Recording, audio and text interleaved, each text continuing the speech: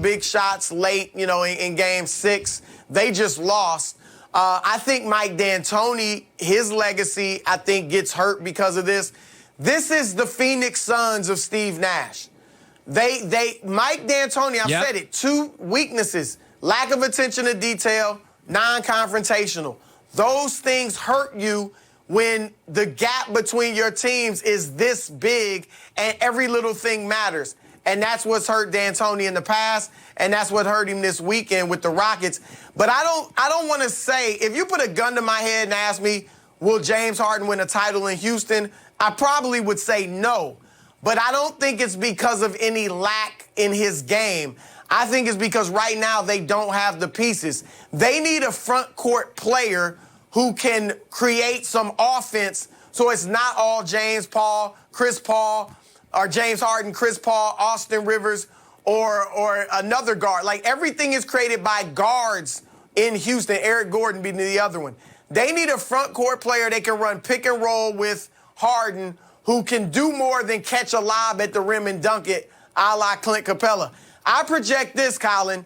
Daryl Morey needs to get on the phone and call Philadelphia and offer Chris Paul for Ben Simmons. Wow. Oh, I like that. I don't know if they would do it. I don't know if Philly would do it, but Ben Simmons could run the high pick and roll with Harden, and even though he can't shoot, if you pass it to him in a pop, he can create a play for himself or another teammate. That's something they don't have. If you look at the history of the NBA, teams that win championships have typically had a guard offense, either for themselves or their teammates. That's what Houston lacks. Let me talk about Steph. I said this last week, and I'll say it again. I've never seen a player this revolutionary and this good who gets less respect. If you ask players, they like Westbrook over Steph. Why is it we constantly invalidate? I could argue he's the best leader, the best shooter, and the best ball handler in the league. Why doesn't he get any love? Well, I think recently it's because... Look, I didn't kill Kevin Durant when he went to Golden State. But I do feel like, and have felt like, we as NBA nation, if you will, fans and everyone else, we've been robbed.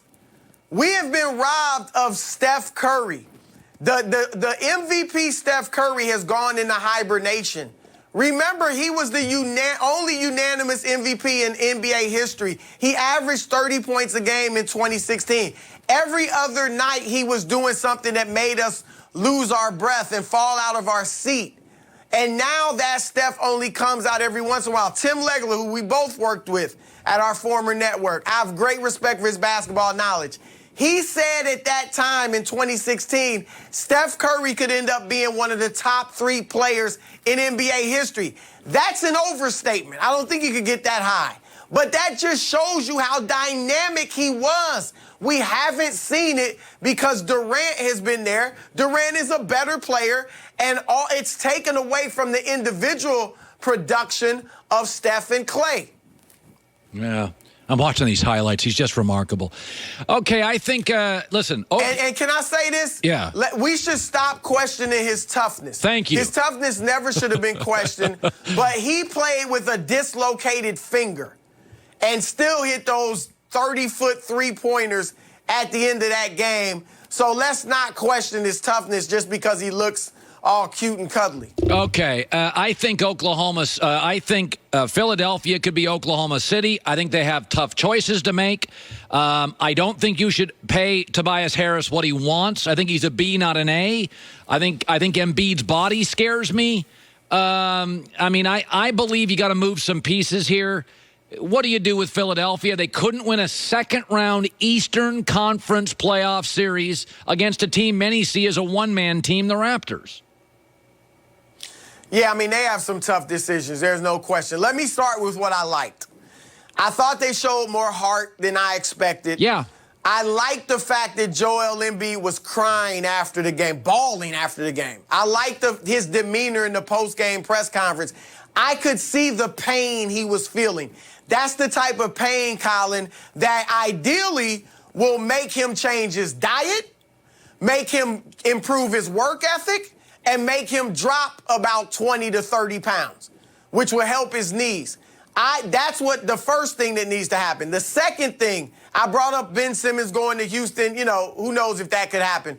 But if you keep Ben Simmons, I give him 1 year. You've got this offseason, Ben, to come back with the semblance of a jump shot. Because here's the problem. If you watch that game 6 or 7, I'm sorry, you heard Greg Anthony, the broadcaster for TNT, constantly saying throughout the game, why isn't Embiid in the post? They need to put Embiid on the block. Put Embiid inside. They couldn't do it because Ben Simmons was on the block, and he wasn't posting. He was just down there because if you're going to have Simmons on the floor, that's the only place you can put him that the opponent will guard him. So that forced Joel Embiid out playing like a guard. Joel Embiid might as well have been 6'3" yesterday on the offensive end. He was playing like a guard, and that hindered a huge advantage Philadelphia had yesterday. The only choice, though, was to put Embiid in the block, take Simmons off the floor, and put Mike Scott down there so you get some floor spacing. So that's the conundrum. So those are my two main things. And then I've got to figure out, man, is Jimmy Butler, look, he's a great player. Can I trust him if I pay him the max to be the man in my franchise? And I wouldn't want to give him the max, but it might take that to fend off the Lakers or the Knicks or some other team out there that signs him as a free agent. So that's their toughest decision to me. By the way, just announced that Kevin Durant's out for Game 1 of the Western Conference Finals. Again, if I'm Portland, I don't know how I feel about that because Golden State has played so well without him, 30-4 without him and Steph playing.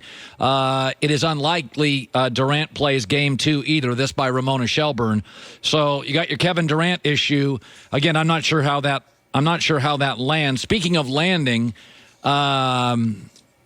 Fred Vogel's the coach of the Lakers. Frank Vogel. Sorry. Look at I butchered that. That says a lot, though, that you thought it was Fred. So I'm sorry. That's his brother, Fred. That says a lot about his what he's done, right? Right. Somebody told me you liked the move.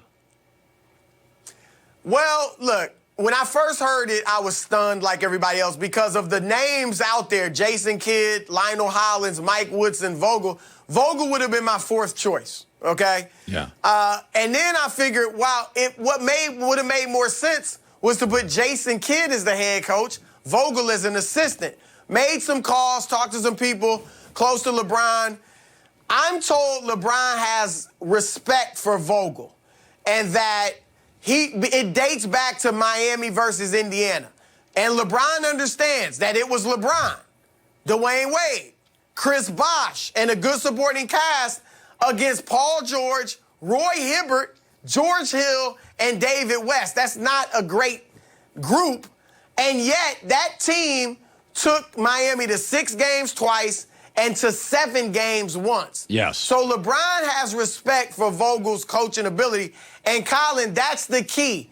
If Vogel shows LeBron he's prepared, he's dotted his I's and crossed his T's, and has everything, that's how non-players get the respect of players. They show you they know everything you need to know to help you win as a team. And LeBron will buy into Vogel, I'm told. And that's the key, Colin. LeBron has to buy in. Portland is in the conference finals. Portland. You can't tell me a healthy LeBron James and whatever they have around him in LA can't compete with Portland. So if LeBron has the right attitude, buys into Vogel, and Vogel knows what he's doing, then I think they could have a successful season. Before you go, do you have something to say about Kawhi Leonard? Yeah, is he in your top 5 yet? He's pretty good. By the way, I said this. You come around on him? I said this. Nobody's going to compare him to Jordan, but I never thought Kobe played like Jordan. I thought Kobe was much more artistic, had better shooting range. They were different players. I watch Kawhi, and he looks a lot like Jordan.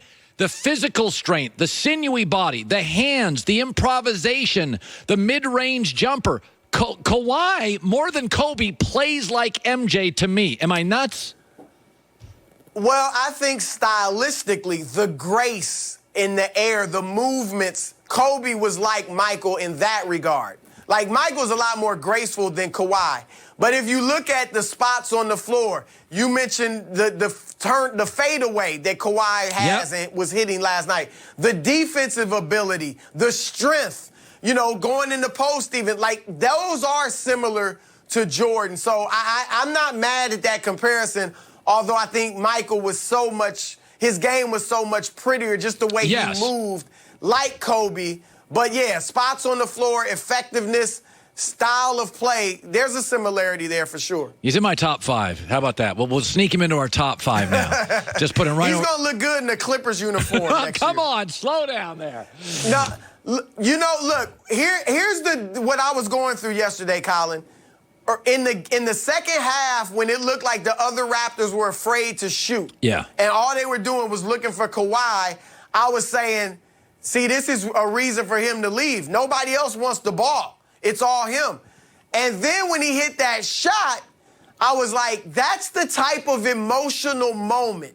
That's the type of bonding experience that could lead a guy to stay in Toronto. And then I thought, but you know what? It's the second round. For all that, the greatness that shot had, the tears from the general manager or the president, Masai Ujiri, all of that, if they go to Milwaukee and get beaten soundly in 5 or 6, it's out the window. And